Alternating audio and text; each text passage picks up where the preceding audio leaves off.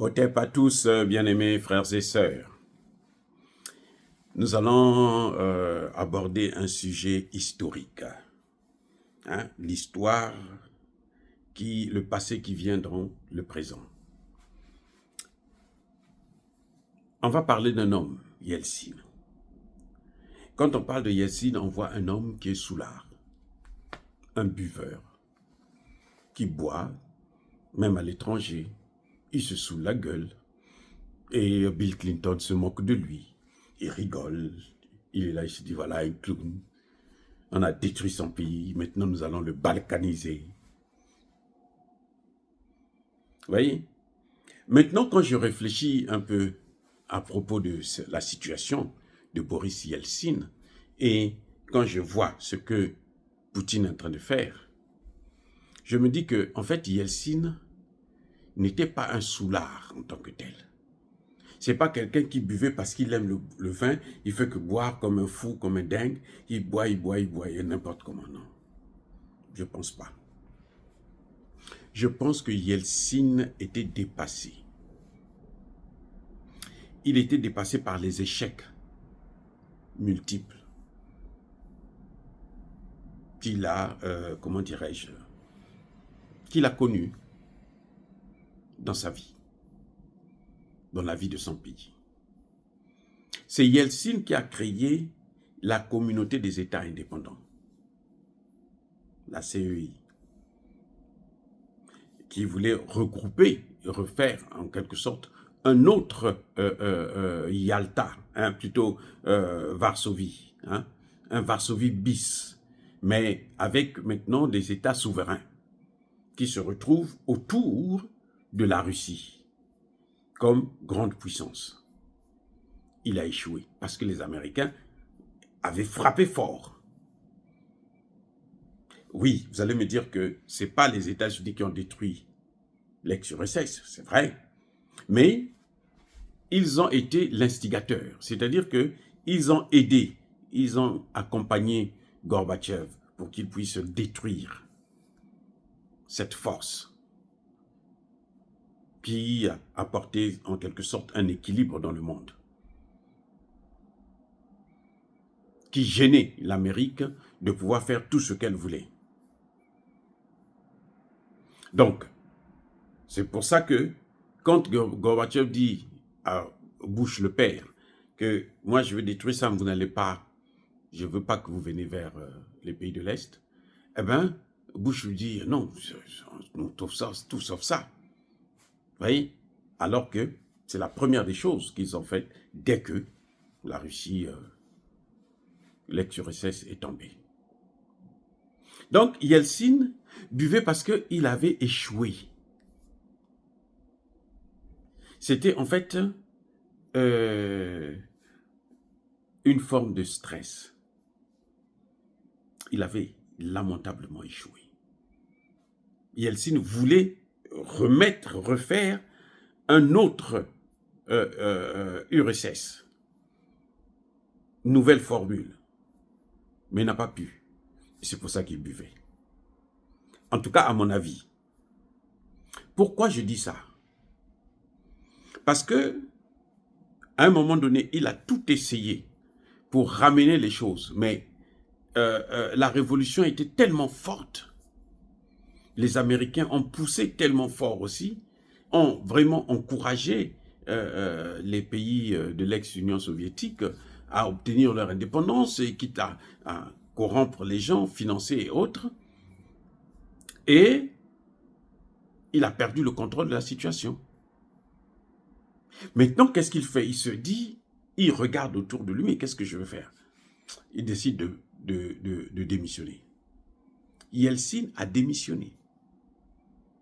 Et c'est Yeltsin, écoutez bien, là où ça se passe. C'est Yeltsin qui a choisi Poutine.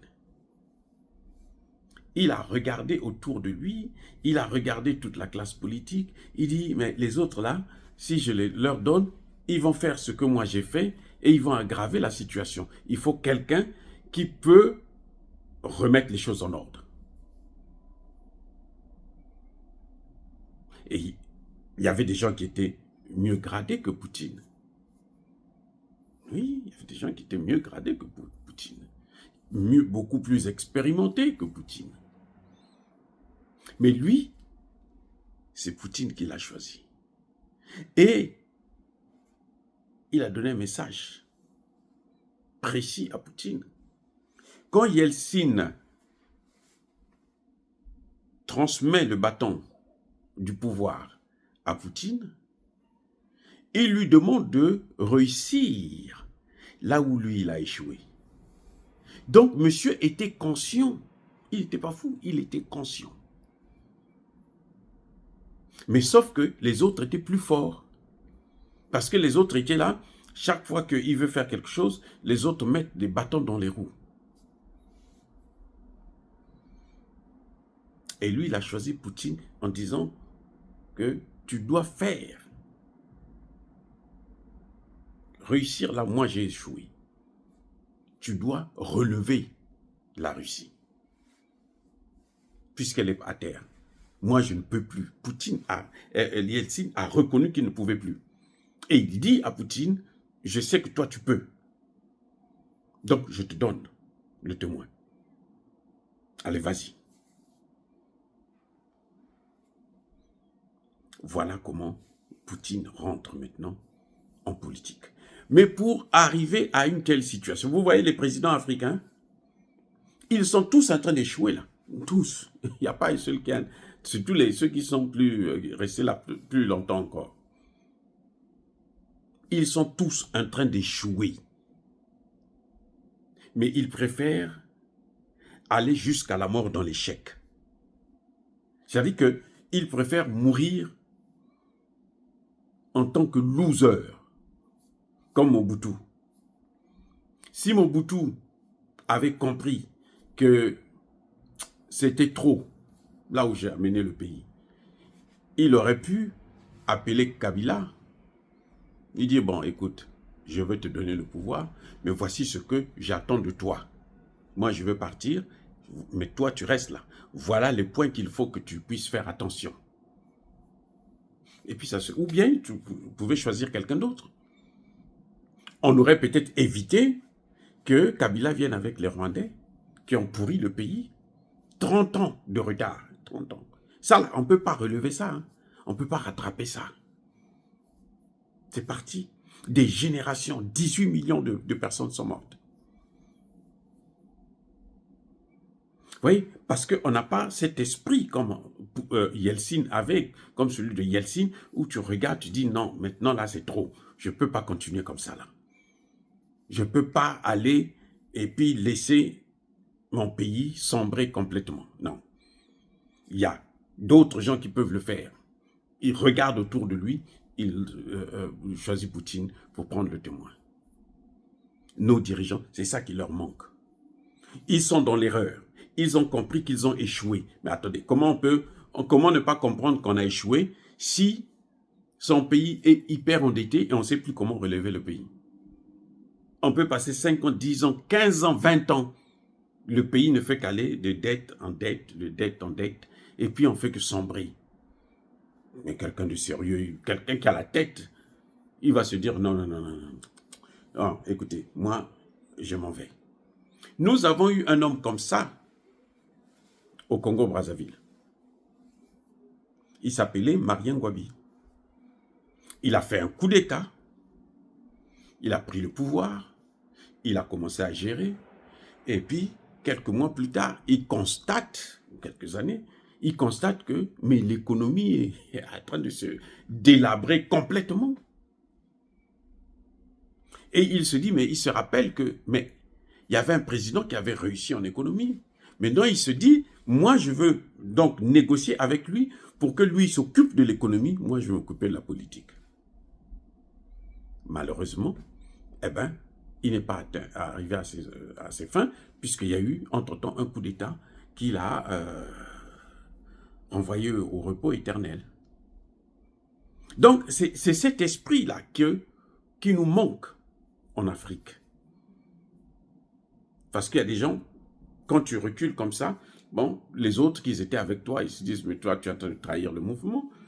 Même si on a échoué, on doit continuer à échouer jusqu'à notre mort. On préfère comme ça. Même nos enfants, tant pis pour eux. Ce n'est pas notre problème. Alors que Yeltsin, il a vu qu'il a échoué, il a choisi parmi ses hommes le meilleur. Et on voit le résultat. Poutine a ramené son pays pratiquement de zéro. Parce que la Russie était par terre.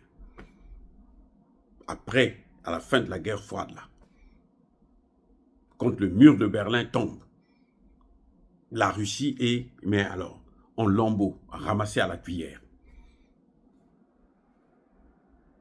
Et Poutine arrive en 2000, 2002 ou 2005 comme ça, là, dès qu'il a commencé là, on a commencé à voir, il a d'abord mis la stabilité, il y a eu la guerre en Tchétchénie, il a mis l'ordre, et puis voilà maintenant la Tchétchénie est aujourd'hui mais un membre très important de la Fédération de Russie. Et les Tchétchènes sont heureux parce qu'ils savent maintenant, de toutes les façons, que tout ce qui s'est passé en ex-URSS, il y avait les Occidentaux qui étaient derrière, parce que c'était leur objectif. Et ils continuent à vouloir atteindre cet objectif-là, à détruire les pays. L'État russe, la nation russe, parce qu'ils veulent prendre la main, mettre la main sur les matières premières. Voilà, bien-aimés frères et sœurs. Donc, Yeltsin n'était pas aussi bête que ça. C'était pas un soulard, mais c'était quelqu'un qui a été déçu par ses échecs. Tout ce qu'il a voulu faire, ben, il a échoué lamentablement. Mais il a vite compris qu'il fallait maintenant qu'il transmette le témoin à un homme fort. Et c'est Poutine qui l'a choisi. Et on voit le résultat aujourd'hui. Poutine a ramené son pays. Aujourd'hui, la Russie est la 4e puissance économique du monde et la première puissance militaire au monde. Dire cela, c'est inciter à la haine ou à la violence. Non. Yaba, colère, veille. Yamalem, encore une fois de plus, soyez bénis, soyez abondamment bénis par le Dieu des Kémites et par nos ancêtres angélisés. Mais que tous ceux qui persécutent le continent africain le pillent et le déstabilisent, qu'ils soient noirs, blancs, chinois, arabes, juifs, indiens, qui qu'ils soient maudits, punis, foudroyés, neutralisés, écrasés, effacés par le Dieu des Kémites et par nos ancêtres angélisés. Vive l'Afrique éternelle, j'ai dit et j'assume.